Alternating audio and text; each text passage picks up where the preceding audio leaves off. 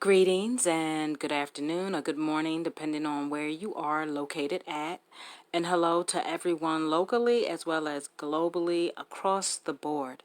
I want to welcome you to my Aisha Speaks Jade podcast, where I am your hostess, Aisha, also known as Jade. I'm in that space again where I'm not feeling too well, and so please bear with me. But I know all will be well. Nam Yoho Renge Kyo and Inshallah. So, today's episode, I want to speak to you about 3 ways to cure your addiction to busyness. 3 ways to cure your addiction to busyness. And I know this probably relates to men as well, but I know a lot of times we as women are so busy doing everything for perhaps maybe a job that we work at, maybe even our own business, being an entrepreneur, however that looks for you, our husbands, wives, significant others, partners, children, volunteering, just doing everything else, being busy, but not really taking that time to just kind of wind down and really do for us. So let me just kind of jump into what I'm talking about. So how many minutes do you get to yourself in a day? Ask yourself that. How many minutes do you get to yourself in a day? Perhaps in a week? I mean, truly to yourself. And I'm not talking about getting a pedicure, a manicure, getting your hair done. That's fixing yourself. Okay? And, I'm not talking about spending your time, doing presentations, cleaning up the kitchen, fixing dinner, putting the kids to bed. That's fixing too. What I'm talking about is actually time you spend being idle, doing absolutely nothing. Nothing. Like absolutely nothing. So the very idea doesn't sit well with many of us. We live in a culture that prizes busyness. Busy. Busy is a normal and admirable response to how are you? And relaxed is only acceptable if you're proving yourself to be a busy achiever the rest of the time. So as women, we often don't think we have the privilege to do nothing. We're the chauffeur and the cook, the employee or the boss, the tears wiper, the tantrum tamer, and the storyteller, the planner of the summer break, the scheduler of doctor's appointments, the driver of pickups and drop-offs, and a whole lot more to go with that. There's more. We're also caring and conspicuous. When we aren't busy doing, we're busy worrying about our aging parents or struggling child. We're ruminating about what others said or downgrading ourselves for not measuring up or not doing the things we want to do. Believe me when I tell you, it's a full-time job.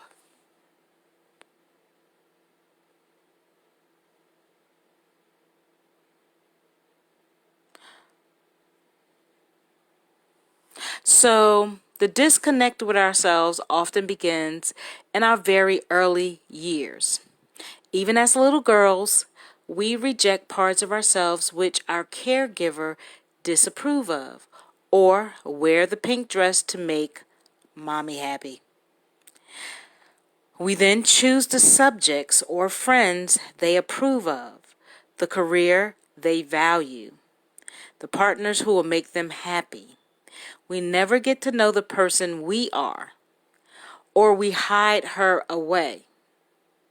because we have to live our lives the way, and this is not putting our parents down. This is just, when you think of it, kind of reality. Our parents want us to be the way that they want us to be. Or perhaps they live through us, right? Because maybe, just maybe, they didn't live out their full lives the way that they wanted to. Okay, so again, we never get to know the person that we are, or we hide her away because she reminds us that we're broken and inadequate in some way.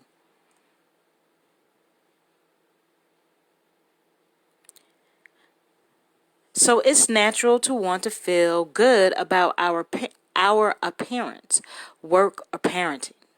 But when we use these to feel good about ourselves as symbols of our worth, we've set ourselves up for a lifetime of misery, interspaced with moments of short-lived joy and yo-yoing confidence. So I want to get into 3 ways of doing so. And number 1 would be, you can start a regular mindfulness practice. Not one where you control your mind, but one where you allow unanswered questions, hidden memories, and misplaced fragments arise without resistance. Where you watch them move before you like clouds, or rise and fall like subsiding waves. Number 2 would be, perhaps you can choose to do this mindful observation in moments where you feel agitated or have the urge to be busy and do more. As you watch your thoughts arise without judgment or reaction, you'll be able to see that experiences you've suppressed have stalled the passage of time, and you're invariably reacting to the world through the black and white thinking of a younger brain. And lastly, number 3. Finally, you can gift yourself idle time by being present in the stillness of the night, when the house is quiet and there are no more chores to attend to.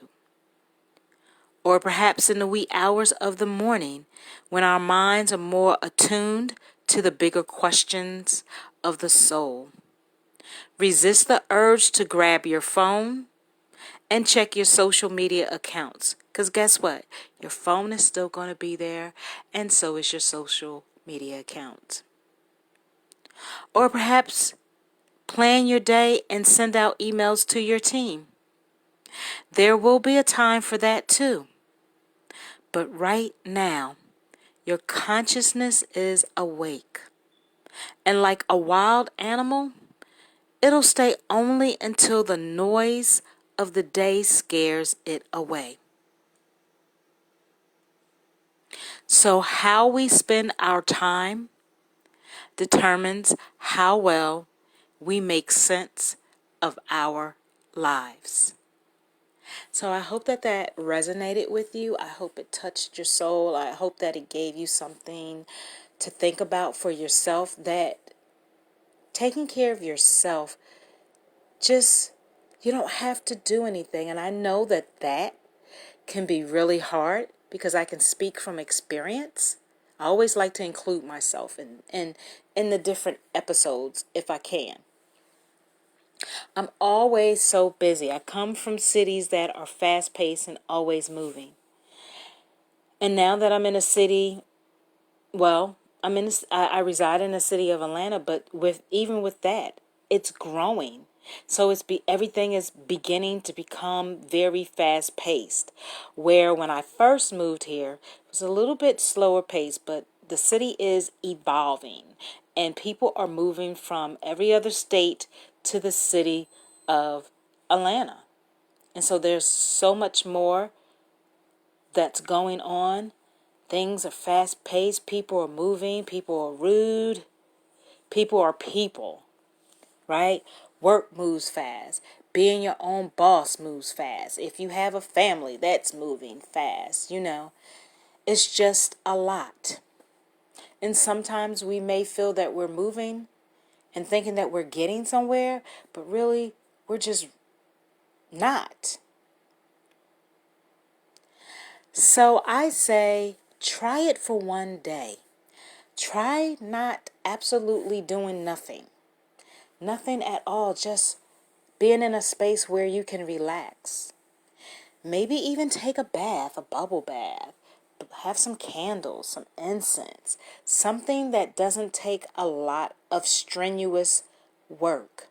Sit down your phone. If you want to check everybody before you do it, your choice. But sit down your phone. Let social media be where it's at, because you can get back to it. Just relax. Be in tune with yourself, mind, body, and soul. Really take care of your health and your well-being, right?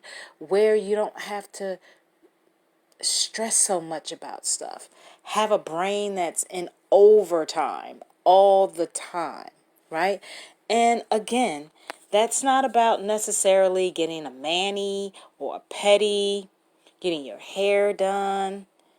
Right, that fixes yourself. Buying yourself something. No, just chill and relax. Allow your brain to tune down. Right? Try it for one day and see how it works. So thank you guys so much for always tuning in and listening. And for those that didn't tune in, the replay will be available shortly after. I would love for you guys to follow me on social media. I'm on Facebook, Instagram, Twitter, and I have a YouTube channel. And you can find me at Aisha Speaks Jade. Again, Facebook, Instagram, Twitter, and I have a YouTube channel. You can find me at Aisha Speaks Jade. Aisha Speaks Jade. You can go on my YouTube channel and subscribe by hitting the thumbnail. Also, hit that notification bell to stay in the loop, informed of everything. My YouTube has been getting updated. My Instagram has been getting updated. And of course, just updating on my Facebook, and need to update on my Instagram as well. Also, if you have LinkedIn, you can follow me on LinkedIn at Aisha Jade Speaks. Again, Aisha Jade Speaks. You can follow me on LinkedIn. So with that being said, always remember that self-care should be a priority. Sure, we can get our hair, nails, pedi, get it done. But sometimes we need to just relax and get into ourselves. Take care of ourselves, right? Because when you're stressed and overwhelmed and have anxiety and possible panic attacks, that affects you mentally, physically, and even spiritually. So sometimes we need to just be still. And that is okay. And it may feel uncomfortable, but it's okay. Again, practice self-care, which is a priority. Love yourself and respect yourself, okay? Because the body's going to let you know. Know your worth and your value. Create your greatness and your happiness. Don't do whatever you're doing to get where you need to get to. Don't let it be in vain. Have a purpose. And when you do go through obstacles and challenges, catch it, check it, and change it. And know that it can be achieved, okay? Might be a little struggle or maybe a little challenge, but know it can be achieved and you can be the best you that you can be. With that being said, and like Nike, just do it. Step into that fear. You never know where that fear can take you. It could take you into great things that probably can be your niche, that can take you into great opportunities. I say to all, peace and blessings be upon each and every one of you. Nam Myoho Renge Kyo. Namaste and Ashe. Make sure to be good to yourself. Peace out.